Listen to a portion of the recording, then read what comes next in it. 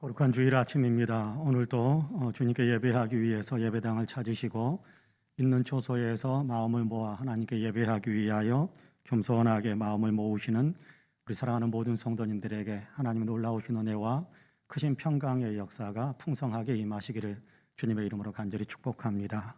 이제 우리 함께 감사하는 마음으로 영광 올려드리는 마음으로 주님께 예배하기 원합니다. 우리 조용한 기도 드리겠습니다.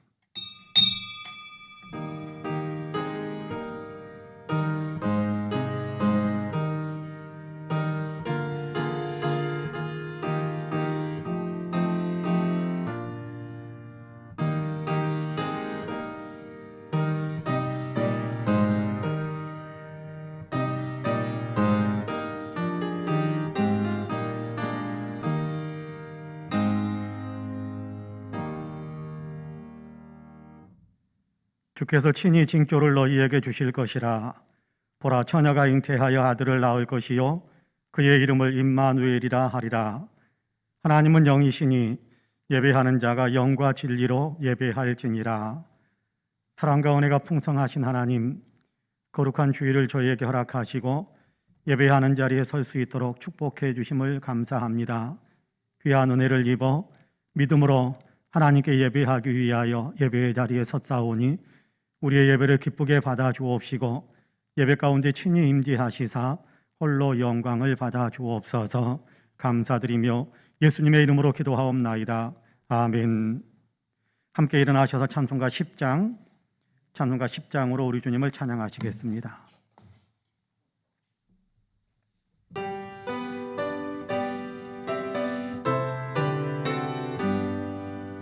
전등왕 오셔서 주 이름 찬송케 하옵소서. 영광과 권능의 성부여 오셔서 우리를 다스려 주옵소서. 강생한 성자여 오셔서 기도를 들으소서. 택하신 백성들 복 내려 주시고 거룩한 마음을 주옵소서. 위로의 주 성령 오셔서 그 증거 주옵소서. 전능한 주시여 각 사람 마음에서 떠나지 마시고 계십소서. 성삼위일체께 한없는 찬송을 드립니다. 존귀한 주님을 영광 숭배하옵고 영원히 모시게 하옵소서. 아멘. 성시교독은 교독문 118번입니다. 교독문 118번입니다.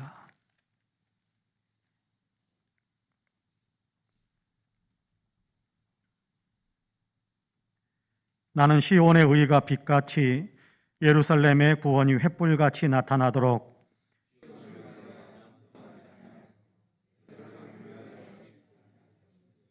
이방 나라들이 내 공의를 뭇 왕이 다 내 영광을 볼 것이요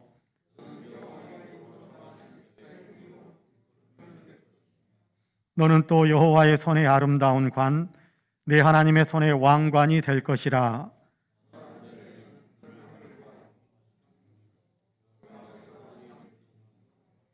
불이 섭을 사르며 불이 물을 끓음 같게 하사 주의 원수들이 주의 이름을 알게 하시며 이방 나라들로 주 앞에서 떨게 하옵소서.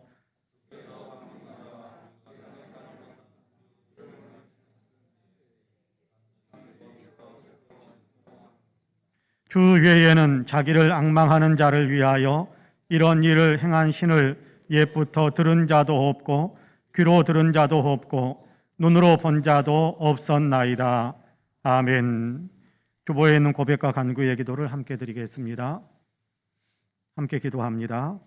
은혜와 사랑이 풍성하신 하나님, 성탄절이 눈앞까지 다가온 대림절 네 번째 주일에 주님 앞에 섭니다. 독생자를 보내셔서 우리를 대속하신 하나님의 은혜에 얼마만한 관심을 가졌는지, 얼마나 감사하고 있는지 돌아보게 됩니다.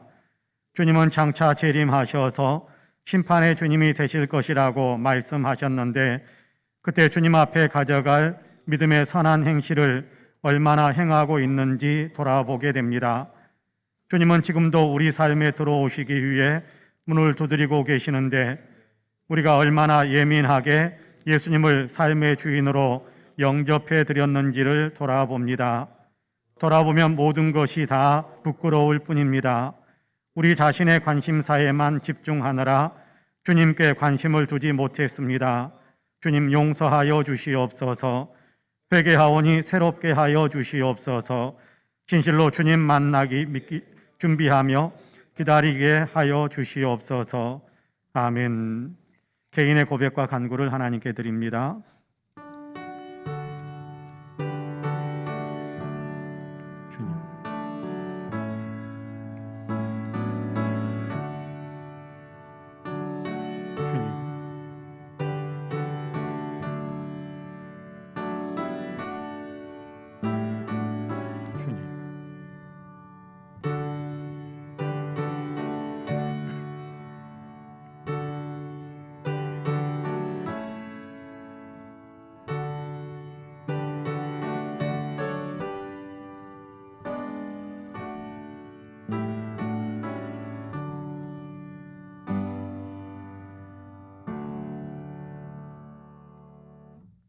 모든 사람이 죄를 범하였음에 하나님의 영광에 이르지 못하더니 그리스도 예수 안에 있는 속량으로 말미암아 하나님의 은혜로 값없이 의롭다 하심을 얻은 자 되었느니라 라는 말씀에 의지하여 하나님께서 우리 모두의 죄를 그리스도 예수 안에서 다 용서해 주셨음을 주님의 이름으로 선포합니다.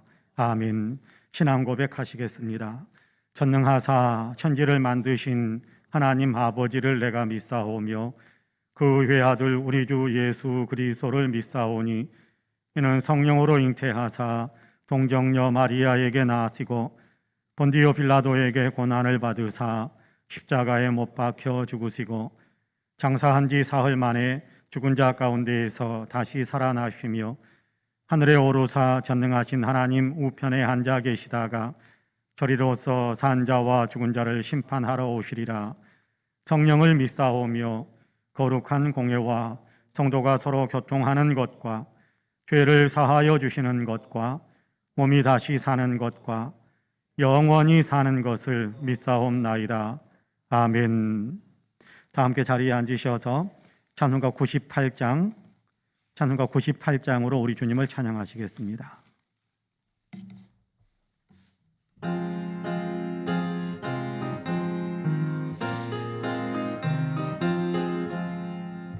예수님 오소서. 임마누엘 우리 주 이곳에 오셔서 기도 들어주소서. 능하신 주께서 크신 일을 행하사 간구하는 우리의 기도를 들어주소서. 예수님 오소서. 임마누엘 우리 주 보좌를 떠나서 사람 몸을 입었네. 높은 자 낮추고 비천한 자 높였네. 만민 위에 오셔서 사슬을 풀어주소서. 예수님 오소서. 임마누엘 우리 주 죄악된 세상에 속죄주로 오셨네. 그린 자 먹이며 병든 자를 고쳤네. 천하 만민 돌보사 빛의 길 가게 하소서. 아멘. 예배를 위해서 김윤식 장로님께서 기도하시겠습니다. 영광의 보좌를 버리시고 생명의 빛으로 오신 주님, 저 홀로 허물로 죽었던 저에게 구원의 은총을 베푸시고 영원한 생명을 허락하신 하나님의 은혜와 사랑에 감사를 드립니다. 다시 오심을 약속하신 주님, 주님의 강림을 소망 가운데 기다리는 대림절 주일에 우리 마음을 다하여 찬양하고 경배하며 예배드려오니 주님, 저 예배를 흠망없이고 홀로 영광 받아 주시옵소서. 자비로우신 주님, 올 한 해 동안 지나온 저희 삶 속에서 저희 허물과 죄악이 좋은 것 같을지라도 예수 그리스도의 보혈로 정결케 주옵시고 이 땅에서 누리는 영광보다 저 천국의 소망을 두고 반석 같은 믿음과 성령 충만한 열정으로 더욱 정진해 나가게 하여 주시옵소서. 하나님께서 베풀으신 은혜와 사랑에 감사드리며 우리 필요를 구하기보다 먼저 하나님의 뜻을 구하는 성숙한 믿음으로 늘 깨어서 기도하고 말씀에 순종하며 주께서 기뻐하신 행함으로 하나님께 영광 올려드리게 하여 주시옵소서. 은혜로우신 하나님, 부족하고 연약한 저희를 충성되이 여기시고 귀한 사명 주심을 감사드립니다. 저희가 게으르고 나태하여 저에게 주어진 사명에 충성을 다하지 못하여 주께로부터 악하고 게으른 종이라 책망받지 않게 하옵시고 죽도록 충성하라 하셨사오니 저에게 주어진 사명의 의심과 충성을 다하여 주님으로부터 착하고 충성된 종이라 칭찬을 받고 생명의 멸류관을 받을 수 있게 도와주시옵소서. 2000년 전에 오신 주님을 성탄을 기다리는 동시에 강림하실 주님을 간절함으로 기다리게 하시니 감사드립니다. 재림하실 주님을 기다리는 저희가 마치 신랑을 위하여 기름을 준비하는 신부와 같이 간절함으로 주님의 강림을 기다리는 슬기로운 자녀들이 되게 도와주시옵소서. 깨어있으라, 어느 날에 주가 임할나니 너희가 알지 못하리라 하셨사오니 저희가 영적으로 잠들지 않고 깨어있는 믿음으로 주께서 오실 그 길을 준비하고 예비하는 저희가 되게 하여 주시옵소서. 은혜와 사랑에 풍성하신 하나님, 우리 송파하늘 교회를 더욱 부흥하고 성장케 하셔서 하나님 나라 확장을 위하여 우리 송파하늘 교회가 더 귀하게 쓰임받게 도와주옵시고 각 기관에서 묵묵히 사명 감당하는 주의 백성들을 이루하시고 상급으로 채워주시옵소서. 아버지 하나님, 우리 송파하늘 교회 주님의 은혜와 사랑이 넘치게 하셔서 서로 사랑으로 연합하여 예수 그리스도의 향기 나타내는 행함으로 아버지 하나님께 영광 돌려드리게 하여 주시옵소서. 이 시간 말씀을 증거하실 우리 담임 목사님께 성령의 권능으로 붙들어 주시고 영과 육을 간절함으로 축복하여 주시옵소서. 오늘 증거하신 하나님의 생명의 말씀이 우리 삶의 지표가 되게 하옵시고 그 말씀 힘입어 늘 주 안에서 승리하게 하여 주시옵소서. 유영민 부목사님 늘 주님께서 지켜주시고 인도해 주옵시길 간절히 바라오며 우리를 구원하신 예수님 이름으로 기도드리옵나이다. 아멘.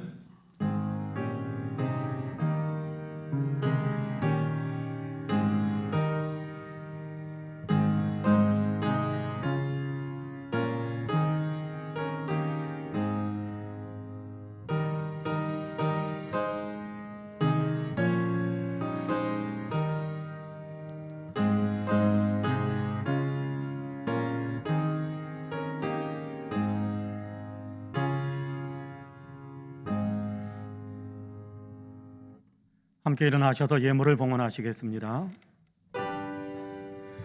모든 것이 주께로부터 왔으니 이 예물을 주께 드리나이다.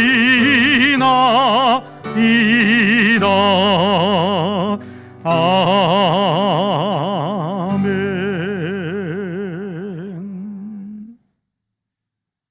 사랑과 은혜가 풍성하신 하나님, 우리의 삶에 늘 은혜를 베푸시고 강력한 능력으로 붙드셔서 선한 길로, 의로운 길로, 축복의 길로 걸을 수 있게 하심을 참으로 감사합니다.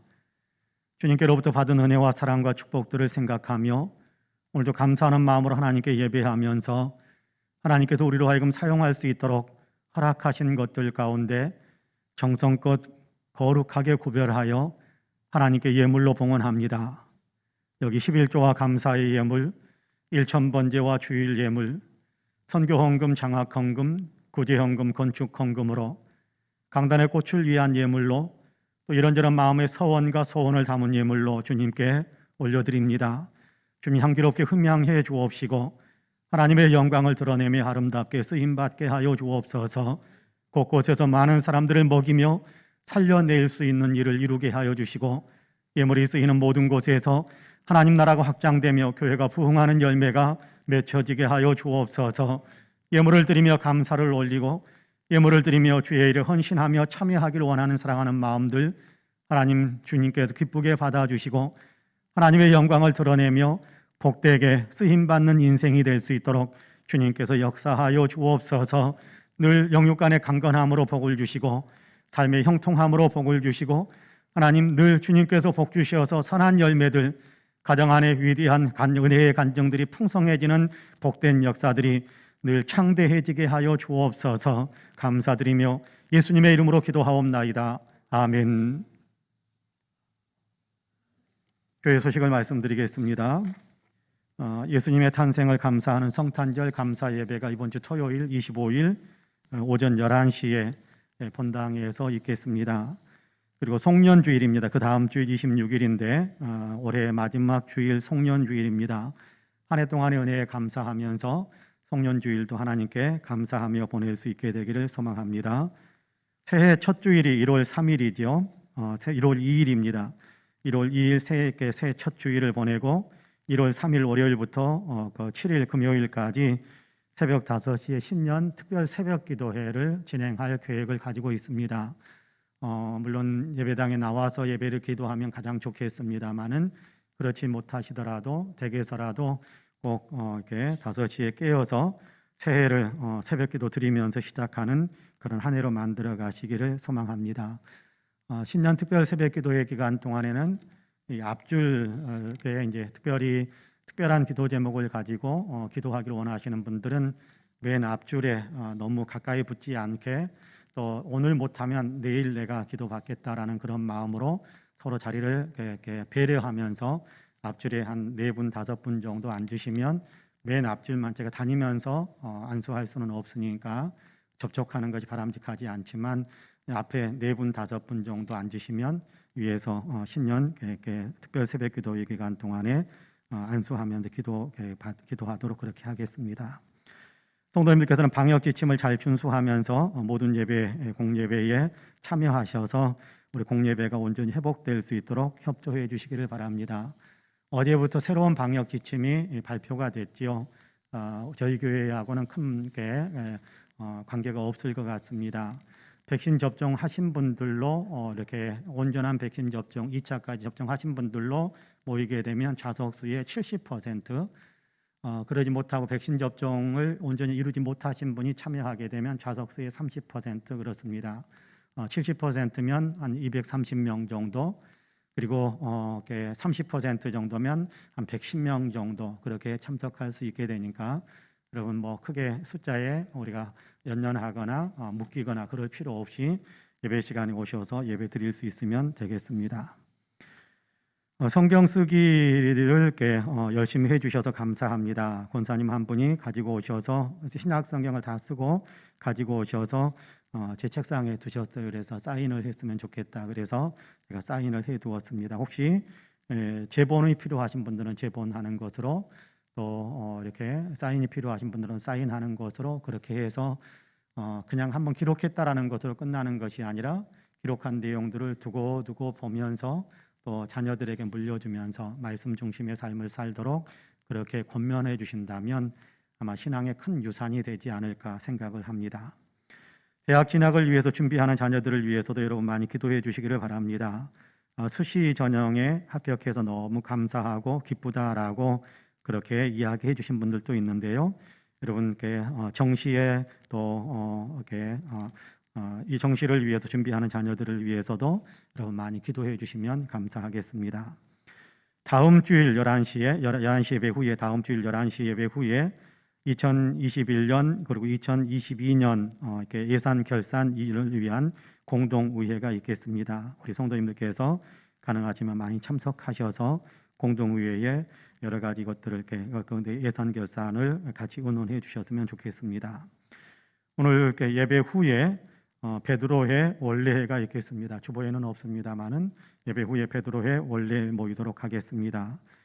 그리고 장정순 권사님께서 지난 주간에 모친상 장례가 있었는데 우리 성도님들께서 많이 못 가보셔서 굉장히 아쉬워하고 저에게 문의하는 분들도 많이 있었습니다만은 이렇게 같이 우리가 장례식장에 가지는 못했습니다. 그런데 장례 모든 일정을 마치고 오늘 예배에 우리 장정순 권사님이 참석을 하셨습니다. 여러분 격려하고 위로하는 마음으로 박수 한번 해주시면, 따뜻한 박수 한번 해주시면 감사하겠습니다.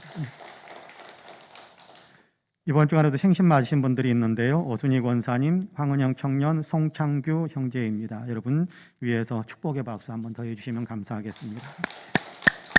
네, 감사합니다. 이상 교회 소식을 말씀드렸습니다. 이제 오늘 우리에게 주신 하나님의 말씀을 봉독하겠습니다. 구약성경 이사야 11장입니다. 이사야 11장 6절에서 9절까지의 말씀입니다.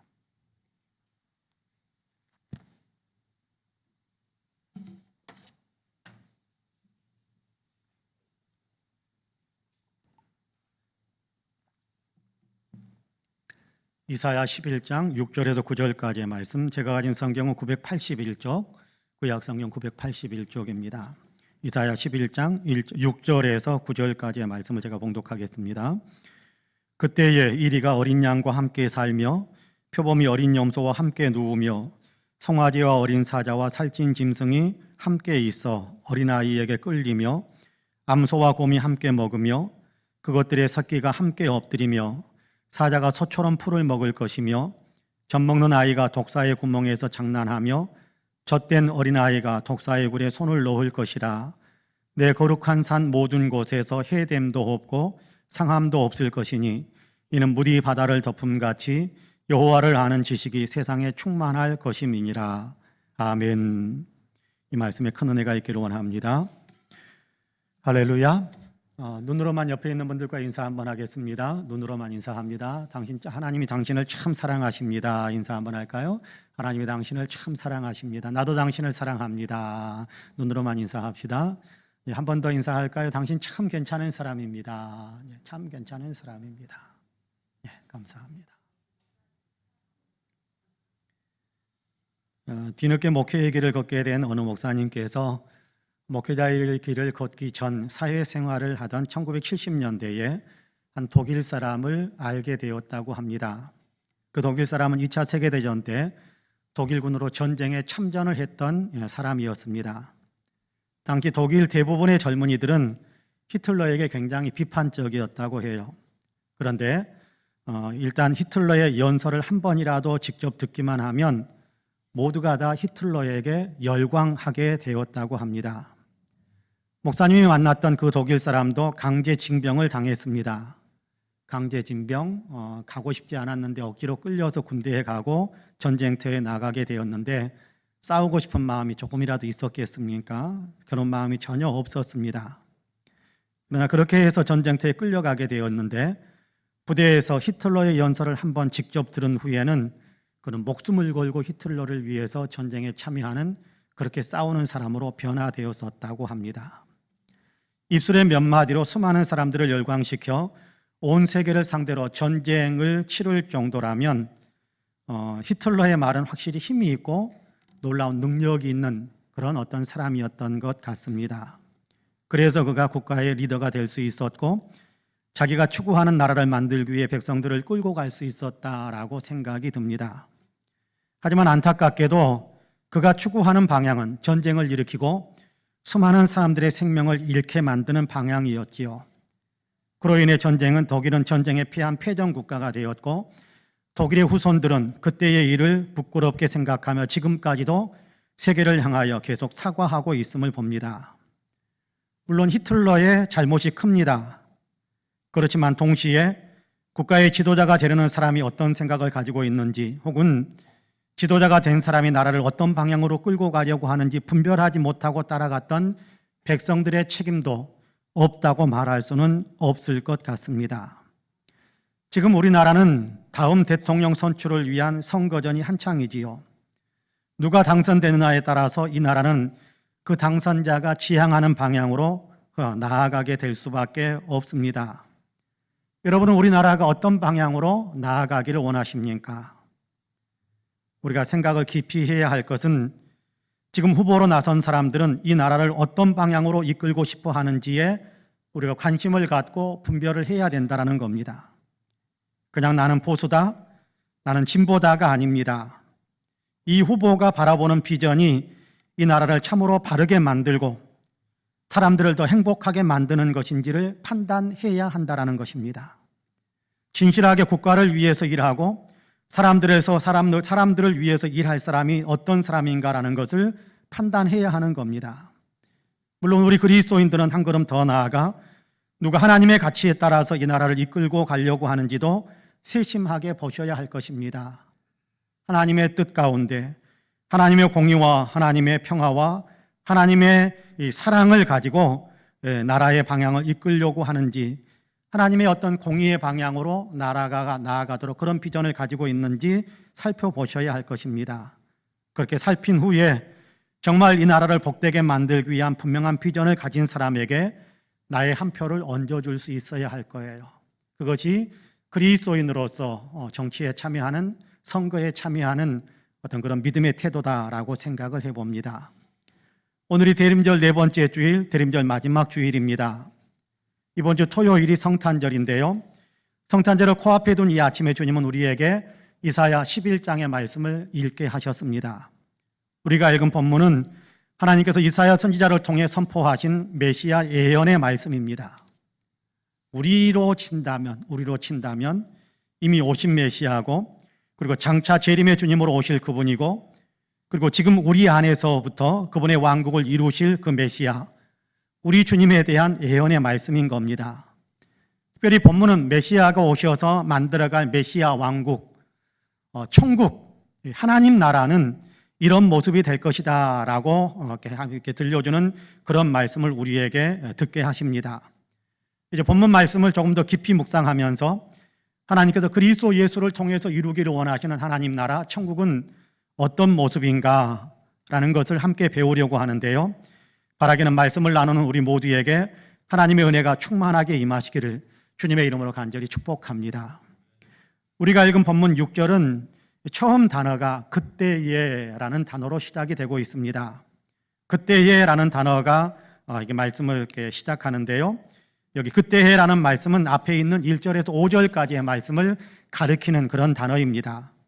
그때에라는 말씀을 그러니까 더 잘 이해하기 위해서는 먼저 1절에서 5절까지의 말씀을 우리가 읽어봐야 될 것 같아요.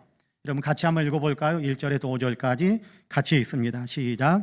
이새의 줄기에서 한 싹이 나며 그 뿌리에서 한 가지가 나서 결실할 것이요 그의 위에 여호와의 영 곧 지혜와 총명의 영이요 모략과 재능의 영이요 지식과 여호와를 경외하는 영이 강림하시리니 그가 여호와를 경외함으로 즐거움을 삼을 것이며 그의 눈에 보이는 대로 심판하지 아니하며 그의 귀에 들리는 대로 판단하지 아니하며 공의로 가난한 자를 심판하며 정직으로 세상의 겸손한 자를 판단할 것이며 그의 입에 막대기로 세상을 치며 그의 입술의 기운으로 악인을 죽일 것이며 공의로 그의 허리띠를 삼으며 성실로 그의 몸에 띠를 삼으리라. 할렐루야. 메시아가 올 텐데 그는 여호와의 영으로 충만해져서 하나님을 경외함으로 하나님의 공의와 하나님이 주시는 성실함으로 그렇게 하나님 나라를 세워갈 것이다 라고 말씀합니다. 이새의 줄기라고 말씀하는데요. 이새는 다윗의 아버지입니다. 이새의 줄기라는 말은 이새의 후손을 가리키는 것인데요. 그러니까 다윗의 가문에서 한 싹이 나고 다윗의 가문에서 한 가지가 날 것이다 라고 말씀하는 겁니다. 여기서 말하는 싹 또는 여기에서 말하는 가지는 모두가 다 예수님을 가리키는 그런 어떤 의미가 있습니다. 예수님이 오시면 예수님 위에 여호와의 영, 다시 말해 성령이 충만하게 임할 것이다 라고 말씀하는데요. 본문은 놀랍게도 성령에 대해 6가지의 설명을 덧붙여주고 있습니다. 성령은 곧 지혜와 총명의 영이요 모략과 재능의 영이요 지식과 여호와를 경외하는 영이다, 그렇게 설명을 해줍니다. 지혜와 총명은 사법적인 분별력을 말합니다. 성령이 그 일을 하신다라는 거지요. 솔로몬에게 지혜를 주셔서 백성들을 제대로 판단하고 바르게 이끄는 것, 그 일을 하게 하셨다라고 이야기하지 않습니까? 하나님의 뜻대로 나라를 다스릴 수 있게 하셨다고 하지 않았습니까? 바로 그런 것처럼 하나님의 지혜와 총명으로 백성들을 바르게 판단하고 분별해서 사람들을 이끌게 하시는 능력이 성령을 통해서 공급된다라는 겁니다. 모략과 재능이라는 말은 군사적인 능력을 가리킵니다. 하나님의 힘으로 하나님의 백성들을 보호한다라는 그런 의미가 있는 거지요. 하나님이 다윗과 함께 하시니까 그가 어디를 가든지 승리할 수 있었던 것과 같은 그런 승리하게 하시는 그런 능력을 가리키는 겁니다. 지식과 여호와를 경외한다라는 것은 하나님과의 관계에서 신실함을 유지하는 것을 가리킵니다. 하나님을 아는 지식으로 채워져서 전적으로 하나님의 뜻에 따라 살아가는 삶을 살아가는 그런 것을 가리키는, 여호와를 경외하는 그런 삶을 살게 하신다라는 겁니다. 하나님의 영, 성령이 오시면, 성령이 임하면 이런 삶을 살게 된다, 또 이런 삶을 살게 만든다라는 거지요. 복음서를 보면 이 성령이 요단강에서 세례받고 올라오는 예수님께 강림하셨다라고 말씀해 줍니다. 예수님이 바로 이사야 선지자를 통해 하나님께서 약속하신 그 메시아임을 우리로 하여금 알게 하시는 겁니다. 오늘 우리가 읽은 본문을 주의해서 보면, 방금 우리가 읽었던 1절에서 5절까지 말씀을 주의해서 보면 여호와의 영이 강림하신다 그렇게 말씀하는데요, 여기 강림한다라는 것은 잠깐 내려왔다가 떠나가는 것을 이야기하지 않습니다. 성령이 비둘기같이 임한다 그렇게 신약 성경에서는 이야기하셨는데, 비둘기가 나뭇가지에 딱 내려왔다, 그것을 그리고 앉아있다가 더 이상 머물러 있을 필요가 없을 것 같으니까 다른 관심사를 찾아서 훌쩍 떠나는 이런 상태, 이런 어떤 상황을 강림했다라고 말하는 것은 아닙니다. 강림했다라고 하는 얘기는 잠깐 왔다가 떠나가는 것이 아니라 계속해서 머물러 있는 상태를 말합니다. 임재하셔서 결코 떠나지 않고 계속해서 머물러 있는 상태. 그러니까 성령이 예수님께 임하셔서 예수님의 생애 내내 함께 있으면서 메시아로서의 특별한 사역을 잘 감당할 수 있는 권능을 계속해서 공급해 주시는 그런 어떤 임재가, 성령의 임재가 예수님께 있었다라는 것을 이야기하는 거지요. 이렇게 성령으로 충만해진 메시아는 하나님 경외하는 것을 큰 즐거움으로 삼게 될 것이다라고 이야기합니다. 그렇습니다. 성령으로 충만해지면 하나님을 경외하는 것이 즐겁습니다. 여러분, 성령의 은혜를 받는 사람들은요, 여호와 경외하는 것, 하나님의 뜻을 따라서 살아가는 것 너무 행복해요. 기뻐요. 즐거워요. 예배도 즐겁고 순종도 즐겁고, 하나님을 위해서 고난당하는 것, 하나님의 일을 하다가 고난당하는 것도 그래도 기뻐요. 그래도 즐겁습니다. 이것이 성령의 역사예요. 그렇습니다. 이렇게 하나님을 경외하는 기쁨으로 메시아는 하나님께서 맡기신 사역, 백성들을 다스리는 일을 하게 된다라고 이야기합니다. 백성을 다스리는 가장 기본적인 원칙은 성실, 공의와 성실이다 그렇게 이야기하고 있지요. 결코 내 기분 내키는 대로 하는 것이 아니라, 내 이익 생기는 대로 하는 것이 아니라 하나님의 공의와 성실로 백성들을 판단하시고 그리고 백성들을 이끌어 가신다라고 이야기합니다. 그 구체적인 내용 가운데 하나가 사람의 외적인 조건에 따라서 판단하지 않고 그 사람이 행한 대로 판단하신다라고 말씀하지요. 이 사람 저 사람이 하는 이야기에 휘둘려서 그렇게 판단하는 것도 아니고 사람의 깊은 속까지 다 살피시는 지혜로 하나님께서 판단하신다, 그렇게 메시아는 판단하실 것이다 라고 이야기합니다. 악한 일을 한 사람에게는 심판을, 선한 일을 한 사람에게는 상급을, 겸손한 사람에게는 구원을, 교만한 사람에게는 심판을 그렇게 베푸신다라고 이야기하세요. 여러분, 예수님이 그렇게 하셨지 않습니까? 메시아로 세상에 오신 예수님은 성령으로 충만해지셔서 아버지의 뜻을 행하셨고 사람들 속에 있는 모든 것들을 다 드러내게 만드셨습니다. 그 사람 속에 어떤 것이 숨겨져 있는지 다 드러나게 만드셨습니다. 그리고 십자가를 지심으로 죄를 회개하는 사람에게는 용서와 구원의 은혜를 베풀어 주셨고, 끝내 회개하지 않고 주님을 거부하는 사람에게는 하나님의 진노가 임할 것임을 아주 강하게 선포하셨습니다. 예수님을 믿는다라는 것은 이렇게 메시아로 오신 예수님을 믿는 것을 이야기합니다. 하나님께서 약속하신 구원자 메시아가 바로 예수님이시다라는 사실을 확신하는 것이지요. 성도 여러분께서는 예수님이 바로 하나님께서 약속하신 그 메시아, 구원의 주님이심을 항상 믿으시기를 바랍니다. 예수님을 구원자 메시아로 믿는다라는 것은 예수님이 왕이시니까 예수님을 주인으로 모시고 예수님의 다스림을 받으면서 살겠다라는 어떤 그런 고백이기도 합니다. 공의와 성실로 다스리시는 예수님, 그분이 우리의 주님이시요 그분이 우리의 왕이심을 믿는 거지요. 성도 여러분께서는 예수님을 주님, 나의 왕으로 영접해 드리셔서 진실로 그분의 다스리심을 받으면서 살아가시기를 축복합니다. 왕이신 예수님은 공생애 동안 계속해서 하나님의 통치, 하나님 나라를 선포하셨지요. 하나님의 나라는 이렇다, 천국은 이와 같다, 그런 얘기를 계속해서 하셨지 않습니까? 하나님이 다스리는 나라를 선포하시고 그 나라를 위해서 예수님은 일하셨습니다. 예수님이 세상에 오심으로 하나님 나라가 세상에 들어왔습니다. 예수님은 십자가에서 죽으시고 부활하심으로 하나님 나라의 길을 여셨지요. 그리고 승천하셨고 이제 곧 재림하실 텐데, 예수님이 재림하실 때 하나님 나라, 우리의 구원이 온전히 완성될 것입니다. 예수님 안에서 하나님 나라는 이미 시작되었어요. 완성된 상태는 아니지만, 아직 완전히 이루어진 것은 아니지만 장차 재림의 때에 온전하게 완성될 것입니다. 이미 시작되었고 아직 온전한 것은 아니지만, 오직 완성된 것은 아니지만 예수님 안에서 이미 하나님 나라는 시작이 되었고, 그리고 장차 재림하실 때 완전하게 이루어질 것입니다. 하나님의 완전한 통치, 하나님의 뜻이 온전히 이루어지는 하나님 나라가 그때 이루어질 것입니다. 지금 하나님 나라는 완성을 향해 계속해서 우리에게 다가오고 있습니다. 그리고 예수 믿는 우리는 하나님 나라의 일꾼이 되어 그 나라가 속히 임하도록, 그렇게 나라가 속히 임하도록 일을 하는 어떤 그런 사명자로 우리를 세워주신 겁니다. 그래도 우리는 주님의 나라가 오셔서 기도해야 할 사람들이고, 주님의 뜻이 이루어지소서라고 기도하는 사람들이고, 주님의 뜻이 나를 통해서 펼쳐지도록 주님의 뜻을 위해서 순종하고 주님의 뜻을 위해서 헌신하는 그런 어떤 삶을 살아가는 사람이 되는 겁니다. 주님의 뜻을 이 땅에서 실천하면서 살아가야 할 사람이 된 거지요. 여러분, 이 사실을 항상 기억하시기를 축복합니다. 오늘 우리가 읽은 본문은 그때에, 메시아가 와서 하나님의 공의와 성실로 다스리는 그때에 이런 세상이 될 것이다라고 가르쳐 주시는데요, 본문 6절에서 9절까지의 말씀에서 그 내용들을 우리에게 설명해 줍니다. 여러분, 6절에서 9절까지의 말씀을 같이 한번 읽어볼까요? 같이 읽습니다. 시작. 그때의 이리가 어린 양과 함께 살며 표범이 어린 염소와 함께 누우며 송아지와 어린 사자와 살찐 짐승이 함께 있어 어린아이에게 끌리며 암소와 곰이 함께 먹으며 그것들의 새끼가 함께 엎드리며 사자가 소처럼 풀을 먹을 것이며 젖먹는 아이가 독사의 구멍에서 장난하며 젖된 어린아이가 독사의 굴에 손을 넣을 것이라.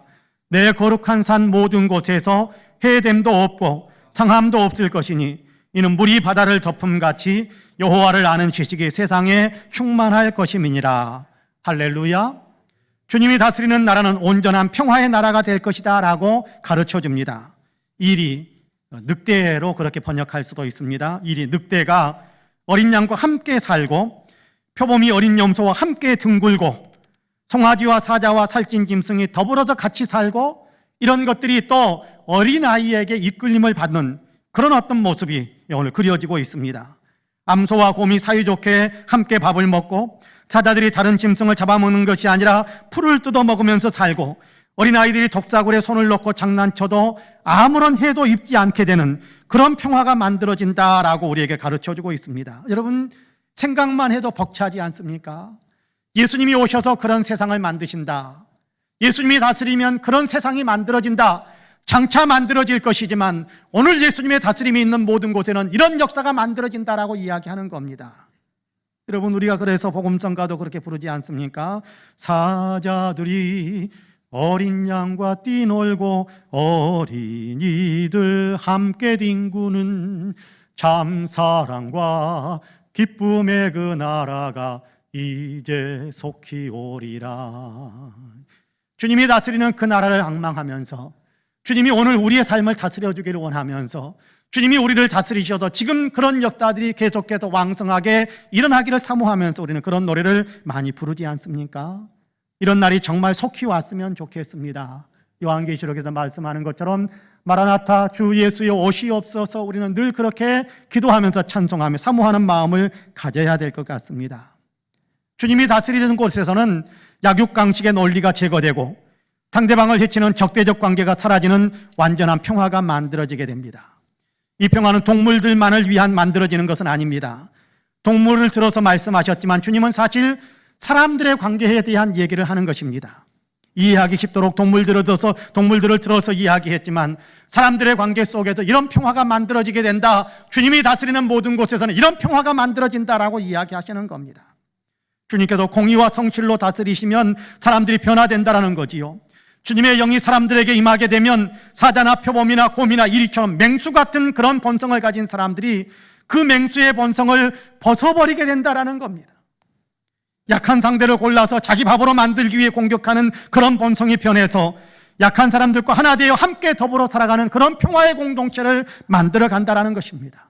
모든 관계가 평화로워진다라는 거지요.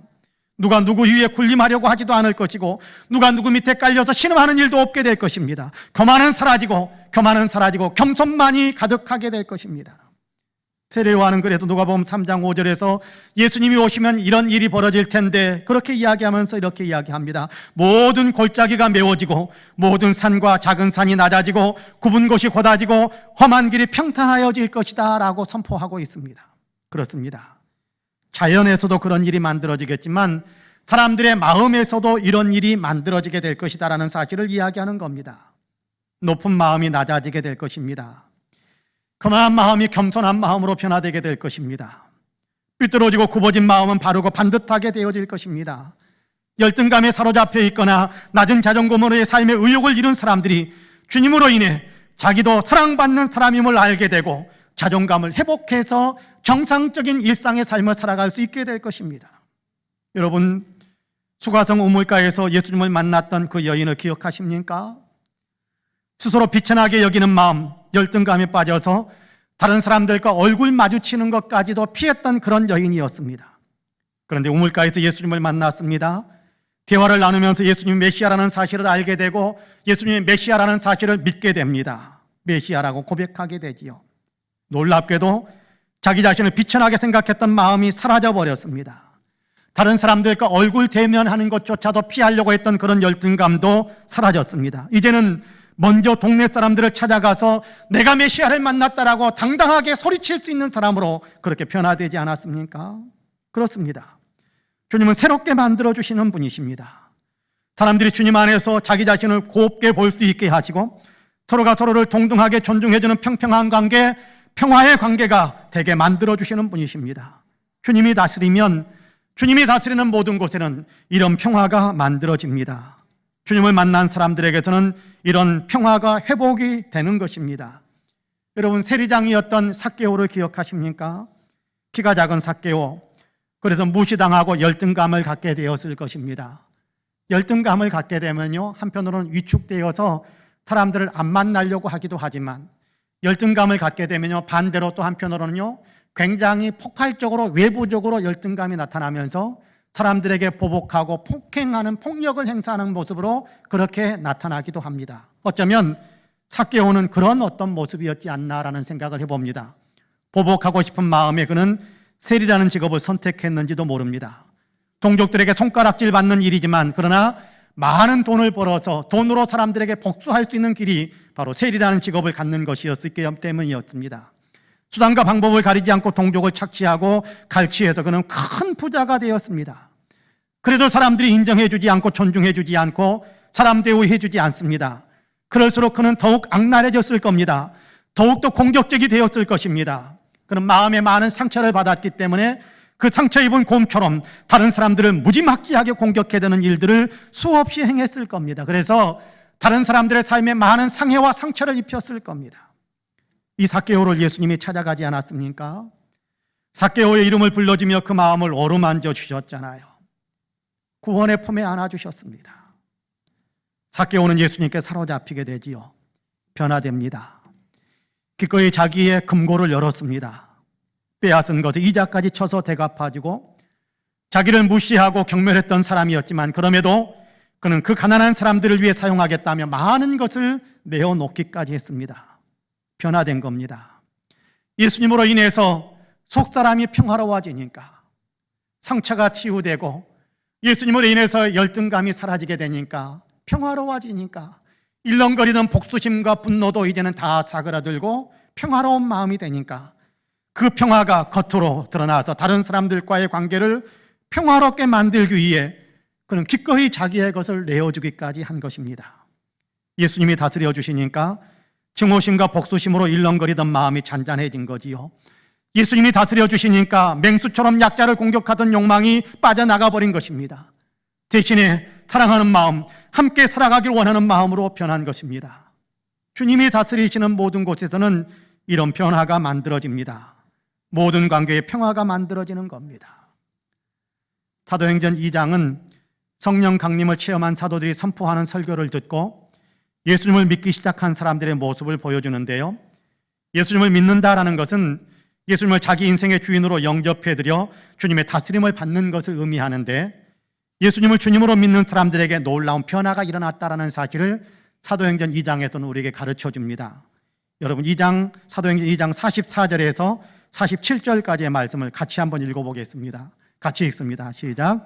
믿는 사람이 다 함께 있어 모든 물건을 서로 통용하고 또 재산과 소유를 팔아 각 사람의 필요를 따라 나누어주며 날마다 마음을 같이하여 성전에 모이기를 힘쓰고 집에서 떡을 떼며 기쁨과 순전한 마음으로 음식을 먹고 하나님을 찬미하며 또 온 백성에게 칭송을 받으니 주께서 구원받는 사람을 날마다 더하게 하시니라.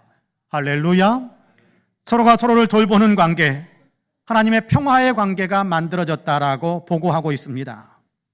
많이 가진 사람이 못 가졌다고 사람을 무시하지 않았습니다. 못 가진 사람은 많이 가진 사람을 시기하거나 원망하지도 않았습니다. 가진 사람이 못 가진 사람을 위해 기꺼이 자기의 것을 내어주어 그 사람이 삶의 용기와 희망을 얻을 수 있도록 그들에게 삶의 힘을 북돋아주는 일을 한 겁니다. 여러분, 세상적인 가치로는 할 수 없는 일이 아닙니까? 개인적인 어떤 개인주의적인 그리고 이기적인 마음으로는 결코 할 수 없는 그런 행동입니다. 주님의 다스림으로 인해서 그런 일이 만들어지고 있는 겁니다. 주님의 성령으로 그들의 마음을 만져주시니까 마음이 변화되어 서로가 서로를 사랑하고 돌보아주는 평화로운 관계가 만들어진 겁니다. 오늘 우리가 읽은 본문에서 이야기하는 것처럼 이리가 어린 양과 함께 살며 표범이 어린 염소와 함께 누우며 송아지와 어린 사자와 살찐 짐승이 함께 살게 된 거지요. 독사골에 손을 넣고 흔들어대도 물지 않는, 아무런 해도 입지 않는 그런 관계가 만들어진 겁니다. 여러분, 우리도 예수님을 믿는 사람들이지 않습니까? 그렇다면 우리에게서도 이런 평화가 만들어질 수 있습니다. 우리가 진실로 주님의 다스림을 받는다면 우리 가운데서도 이런 놀라운 평화가 만들어집니다. 주님이 나를 다스리면 나만 알던 이기적인 마음이 사라지고 너에 대한 관심이 깊어지게 될 것입니다. 내 욕망을 채우기 위해 공격만 해대던, 다른 사람들을 공격만 해던 맹수근성이 빠져나가고 이제는 불쌍히 여기는 마음이 채워질 것입니다. 예수님이 다스리게 된다면 자존심을 살짝 건드리면 독사처럼 물어버리던 보복의 마음이 빠져나가고 이제는 따뜻하게 감싸주려는 부드러운 마음이 가득 채워지게 될 것입니다. 그렇습니다. 주님이 다스리시면 우리가 변하고 우리 속사람이 변하면 모든 관계에 평화가 가득 채워지게 되는 것입니다. 주님은 이 평화를 만들어주시는 평화의 왕으로 오셨습니다. 바라기는 주님이 다스리시는 평화가 우리의 모든 관계 속에 풍성하게 열매 맺게 되기를 주님의 이름으로 간절히 축복합니다. 예수님은 평화의 왕이십니다. 공의와 성실로 다스리셔서 평화를 만드는 평화의 왕이세요. 하나님께서는 이 사실을 예언자를 통해서 이렇게 선포하셨고 예수님은 세상에 오셔서 이 예언을 성취하셨지요. 예수님이 세상에 태어나실 때 천사들이 노래했던 소리를 들으셨습니까? 하늘에 천군 천사들이 나타나서 그렇게 노래하지 않았습니까? 하늘에는 하나님께는 영광이요, 하늘에는 영광이요, 땅에서는 하나님의 기뻐하심을 입은 사람들 가운데 평화로다라고 찬양하는 소리가 여러분 우리의 귓전에 맴돌고 있지 않습니까? 예수님은 하나님의 뜻을 이루시며 하나님께 영광을 돌리시는 분이심을 찬양한 거고요, 나아가 예수님이 사람들에게 평화를 만들어주시는 분이심을 찬양한 겁니다. 예수님은 공생의 기간 동안 내내 이 공의를 기반으로 하는 평화를 만드는 사역을 하셨습니다. 예수님은 자기를 믿고 따르는 사람들에게 평화를 준다, 평안을 준다, 너희가 평안할지어다 라고 수없이 말씀하셨지 않습니까? 요한복음 14장 27절에서는 또 이런 말씀을 하셨지요. 평안을 너희에게 끼치노니 곧 나의 평안을 너희에게 주노라. 내가 너희에게 주는 것은 세상이 주는 것과 같지 아니하니라. 너희는 마음에 근심하지도 말고 두려워하지도 말라. 그렇게 말씀합니다. 평안, 평화입니다. 평화를 주신다는 거지요. 그러므로 두려워하지도 말고 주눅들지도 말라고 하시는 겁니다. 위축되지도 말고 다른 사람을 공격하지도 말라라는 것이지요. 이 평화를 완성하기 위해 예수님은 예루살렘으로 오르셨지요. 평화의 왕이심을 나타내기 위해 평화를 상징하는 나귀 새끼를 타고 예루살렘에 오르셨지 않습니까? 평화의 왕으로 입성하신 겁니다. 그렇습니다. 우리 예수님은 평화의 왕이십니다. 하나님과 사람의 관계에 평화를 만드셨지요. 십자가를 통해서 사람과 사람 사이에 막힌 담을 오시고 하나 되게 만드셨지요. 평화롭게 만드셨지요. 십자가를 통해서 예수님을 믿는 사람은 누구나 이 평화를 누리게 됩니다. 예수님을 믿는 사람은 이 평화, 누구나 이 평화를 누립니다. 예수님을 믿는 사람은 누구나 이 평화를 더 풍성하게 누릴 수 있게 됩니다. 예수님이 다스리는 곳에서는 항상 이 평화가 만들어집니다. 예수님의 다스림을 받는 사람은 누구나 이 평화를 누리면서 살아가야 하고 누리면서 살아가게 됩니다. 하나님과 평화를 누리기 위해 이제 더 이상 우리는 하나님을 향한 두려움이 아닌 아바 아버지라고 부르며 친밀하게 친근하게 하나님께 다가갈 수 있습니다. 옆에 있는 사람도 형제 자매로 대할 수 있게 되는 겁니다. 예수님이 다스리시면 이런 평화가 만들어집니다.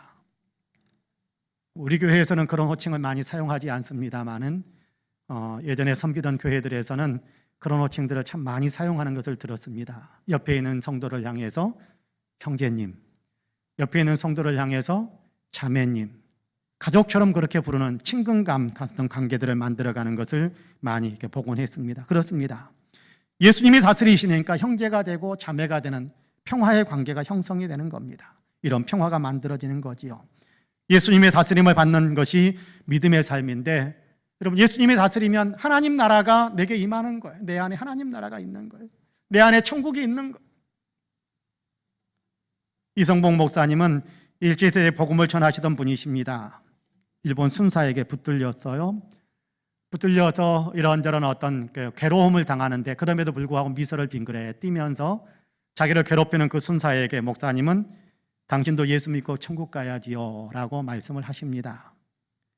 일본 순사는 천국이 어디 있느냐고, 천국을 보여주면 내가 예수 믿겠다고 그렇게 대답을 했습니다. 조롱하는 거지요. 그러자 이 목사님은 이렇게 대답했다고 합니다. 천국 본점은 내 소관이 아니니까 보여줄 수 없고 천국 분점은 내가 보여줄 수 있다. 천국 분점이 어디 있느냐라고 물었더니 이성봉 목사님이 그렇게 대답을 했다고 합니다.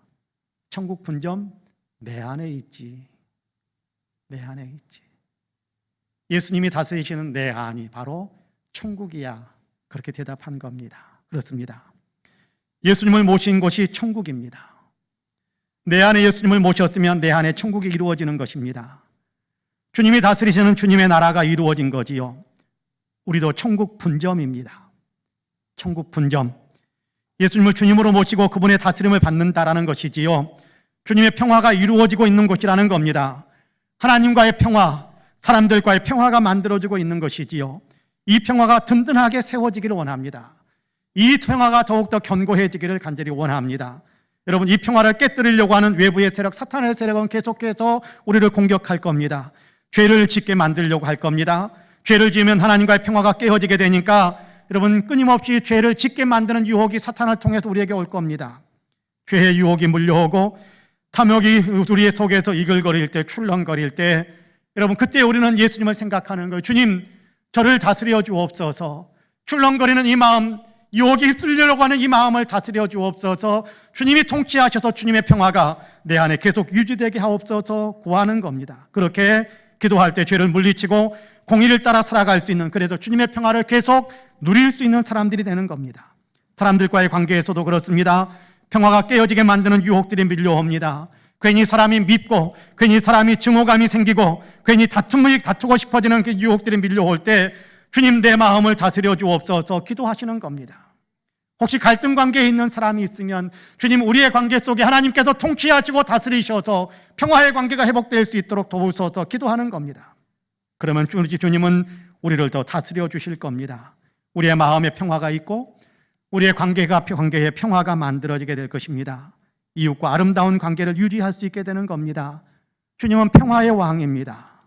주님은 평화를 만들어 주시는 분이십니다. 예수님이 다스리시면 사자들이 어린 양과 뛰놀고 어린이도 함께 뒹구는 평화가 만들어진다. 독사굴에 어린이가 손 놓고 장난쳐도 물지 않는 평화가 만들어진다고 합니다. 사막같이 황폐한 마음이라고 할지라도 생명구조가 솟구쳐 오르는 그런 마음으로 변화되고 예수님이 다스리시면 사막처럼 황량한 관계가 꽃처럼 아름답고 향기 나는 그런 관계로 바뀌어진다는 겁니다. 예수님은 이 평화를 만들어주시기 위해서 오셨습니다. 예수님 이 평화를 만드셨습니다. 이미 우리에게 주셨고 아직 온전하지 못할지 모르지만 우리의 불순종으로 우리가 온전히 주님의 다스림을 받아들이지 않아서 이 평화가 우리에게 완전하게 정착되지 못했을지 모르지만 그러나 이미 예수님이 우리 안에 들어오셔서 이 평화가 우리에게서는 시작이 되었습니다. 우리가 더욱더 주의 영을 사모하고 주의 말씀을 사모하면서 산다면 이 평화는 우리를 더 크게 통치하게 될 겁니다. 우리의 삶에서는 이 평화가 더 크게 자리 잡게 될 것입니다. 내 안에 그리고 나와 옆에 있는 사람과의 관계 속에 이 평화는 더 크게 연그러지고 더 아름다운 관계가 만들어지게 될 것입니다. 예수님은 이 일을 위해서 오셨어요. 관계를 회복시켜 주시기 위해서 오셨어요. 하나님과의 관계를 회복시켜 주시고 옆 사람과의 관계를 회복시켜 주시고 평화의 관계가 되게 만들기 위해서 예수님이 오셨습니다. 성탄절을 기다리는데요, 막연하게 성탄절을 기다리는 것이 아니라 주님 오신 참뜻을 우리가 마음에 새기면서 주님이 그 평화를 내게 주셨으니 나는 그 평화를 더 크게 연글도록 더 크게 주님의 다스림을 받는 사람이 되도록 내가 주님 앞에 더 엎드리겠습니다라는 그런 믿음의 고백으로 성탄절을 맞이할 수 있는 우리 모두가 되시기를 주님의 이름으로 간절히 축복합니다. 아멘. 기도하겠습니다. 자비로우신 하나님, 내 자신이 내 자신과도 평화롭지 못했던 것이 우리의 삶이었습니다. 하나님과 평화롭지 못하고 이웃과 평화롭지 못했었는데 예수님께서 평화의 왕으로 오셔서 우리에게 평화를 선물로 주셔서 감사합니다. 예수님 안에서 나는 내 자신을 새롭게 보고 예수님 안에서 나는 하나님과 연결되어진 내 자신을 볼 수 있게 되고 예수님 안에서 나는 하나님과 연결되어지는 평화의 관계가 만들어진 옆에 있는 사람들을 볼 수 있게 되었습니다. 주님, 이 평화를 우리에게 주셨는데 이 평화가 우리 안에 더 온전히 자리 잡을 수 있도록 우리가 믿음으로 주님을 더욱 주님께 더 반응하는 아름다운 사람들이 되게 하옵소서. 공의와 성실로 다스리시는 주님의 다스림에 내 자신을 맡기는 것이 하나님 나라에 참여하는 것인데 이 하나님 나라 하나님의 통치가 우리 안에 이루어지면 이 평화의 영역은 더 넓어져 갈 것을 저희들은 믿습니다. 바라기는 주님, 우리를 더 온전하게 완전하게 다스리셔서 우리 안에 평화가 더 커질 수 있게 하여 주옵소서. 예수님의 이름으로 기도하옵나이다. 아멘. 함께 일어나셔서 찬송가 주보의 복음성가를 수록해 놓았습니다. 본문을 중심으로 한 가사로 만들어진 복음성가인데 우리 같이 이 찬양으로 하나님께 영광을 올려드리겠습니다.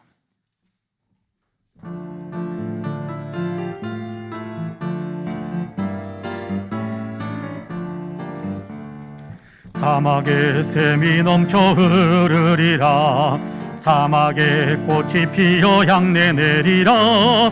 주님이 다스리는 그 나라가 되면은 사막이 꽃동산 되리. 사자들이 어린 양과 뛰놀고 어린이들 함께 뒹구는 참 사랑과 기쁨의 그 나라가 이제 속히 오리라. 사막에 숲이 우거지리라. 사막에 예쁜 새들 노래하리라. 주님이 다스리는 그 나라가 되면 사막이 낙원되리라. 독사굴에 어린이가 손 놓고 장난쳐도 물지 않는 참 사랑과 기쁨의 그 나라가 이제 속히 오리라. 아멘.